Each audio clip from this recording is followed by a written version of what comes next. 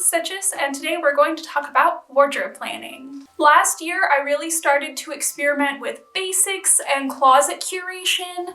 I still feel like I'm far from having a perfectly curated wardrobe, but I think it set me on a pretty good path. And it really helped me to visualize my personal style in a way that doesn't leave me feeling like I need to constantly be shopping. I know that I already have a very large portion of basics that I can make lots of different outfits out of, and none of them really look the same, even though it's really just a small amount of clothing that I'm using. And a useful tool that I've been using to really help me visualize this and wrap my head around it is the simple table. Tables and graphs are largely underrated. I mean, on the one hand, recording and taking an inventory of your entire wardrobe and then organizing it into a data table sounds a little bit borderline obsessive, but it honestly does help quite a lot. And since I've already had tons of requests to make downloadable PDFs of my tables, I know I'm not the only one who's obsessive enough to do this. So today I'm going to show you how to make a simple data table that you can use to build a skeleton for your wardrobe. This will be a lot easier if you already have like a strong sense of your own personal style. I genuinely consider this to be a little bit more of an advanced skill. Like if I were to be teaching fashion courses, finding your personal style would be like a 101 level class. That would be like the absolute beginning. And this is more of like a 200 or a 300 level class. This is like year 2 or 3 in Catherine's fashion college. Some of this may seem a little bit vague and abstract, and it's kind of that way purposefully because everybody's table is going to look very different. Everyone's wardrobe is unique. Everybody has different clothing styles and preferences that they gravitate towards. Everyone has different activity needs and different comfort preferences. So I would anticipate that your table should probably look very different from my table. So if you do download my tables and think, none of this applies to me, then that just means that you wear a different style than I do. And that's probably a good thing because I don't think any two people should ever be 100% the same. So let's talk about columns and rows. As we learned in basic math, I hope, the column is the one that goes up and down, and then the row is the one that goes side to side. Our columns represent different colors. So you want to figure out what specific shades and colors you look and feel best in. I like to keep the entire rainbow in my wardrobe, so I have every color represented here, but I do try to stick to specific shades within each color family. And that's just for convenience sake. It's a lot easier to build a cohesive wardrobe when you're working with a more limited color scheme.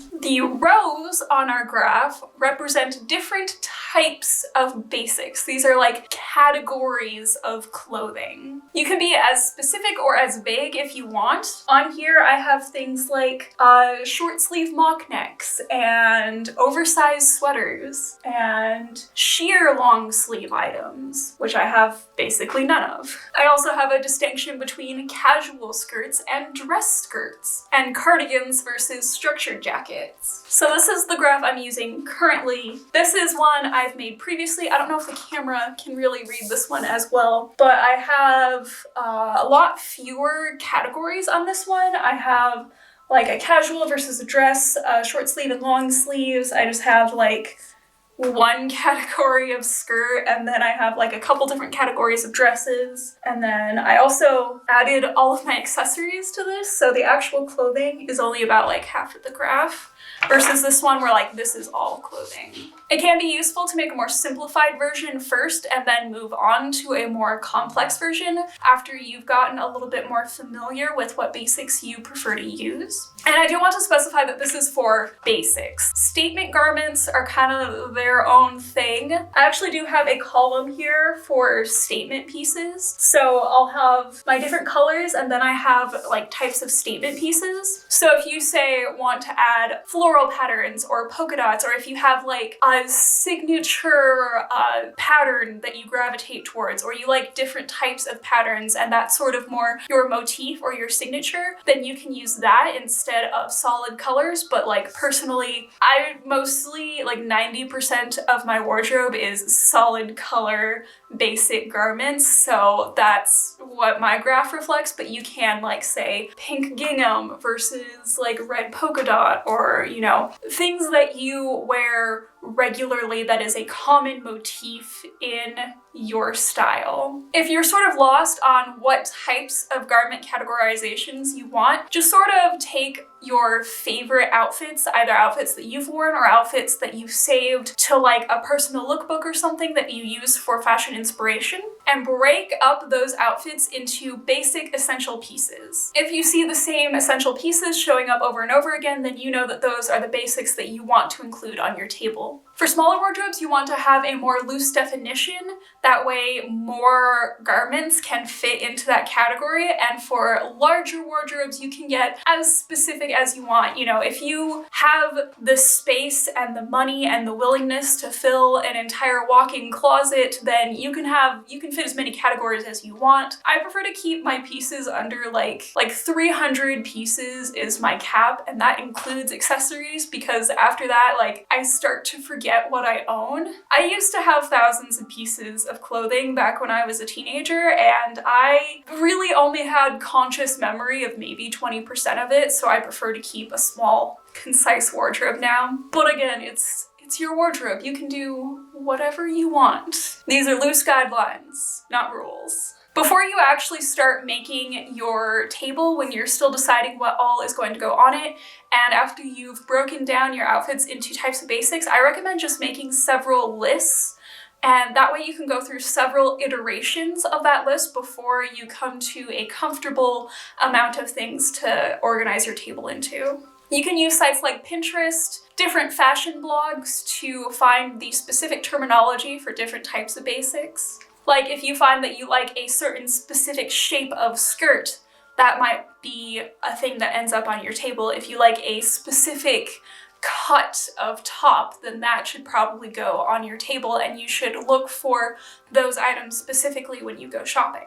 After you create your table, you'll wind up with a lot of spaces. A lot of spaces. We don't need all of them. For instance, I probably don't need a red oversized sweater because, to be honest, I don't look that good in red. I don't need yellow overalls because simply I have no desire to own yellow overalls. So identify the garments on here that you know you don't need. Like if you have beige on your list and you also have like one-piece dress on your list, you probably don't need a beige one-piece dress unless you're like really going for that Kim Kardashian look. So after you've blacked out the pieces that you know you don't want and you don't need, then fill in the rest of the blanks with garments that you do have. You're probably not going to be able to fill every single blank, but for instance, I have my white turtleneck, I have a thrifted ribbed turtleneck in that space. For dark pink dress skirts, I have my circle skirt with a tulle overlay that I made for a lookbook a while back. For my light pink one-piece dress, I have my Bon Chance Wendy's dress that I have recorded in there. It doesn't matter what you call the pieces, just call them something that it's like, ah yes, that item, I know what that is. Because you don't want to forget which pieces are which, that way if something gets like a huge stain on it and you need to upcycle it into something else, you'll know exactly like what puzzle piece that was in here that you need to find a replacement for. Or if something gets a huge tear in it, or if you grow out of something, or if you shrink out of something. You know, clothing comes in and out of wardrobes quickly enough that you probably want to get specific in here, that way you can quickly identify which pieces are which. And then after you've gone through your whole wardrobe, you have a table that's finished and that you can use to identify what pieces you have, what pieces you don't need to look for, what pieces you don't have, and what pieces you do need to look for. For instance, the big gaps and holes in this graph represents actual gaps and holes in your wardrobe that you need to consider filling.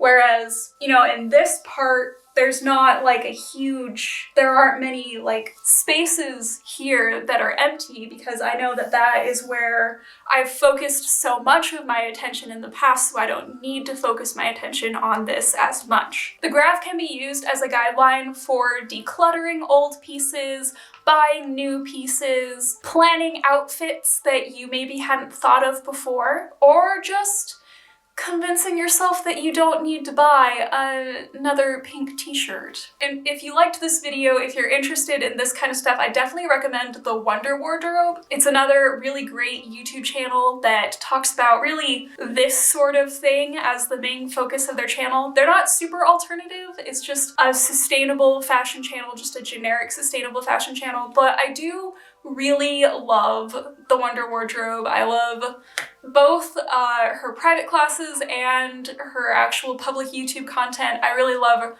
her stuff and the way that she thinks about clothing. It's been really helpful to me, even though I'm not big on capsule wardrobes, which is a big focus on her channel, but I do just like the ideas that she applies to capsule wardrobes and how those can be applied to a greater, bigger overall wardrobe. So definitely check her out if you liked this video. All of this basically came from me binge watching her channel, so that's a great next step to take after watching this. So that is all for this video. I hope everybody has a good day, and I will see you all next time. Bye!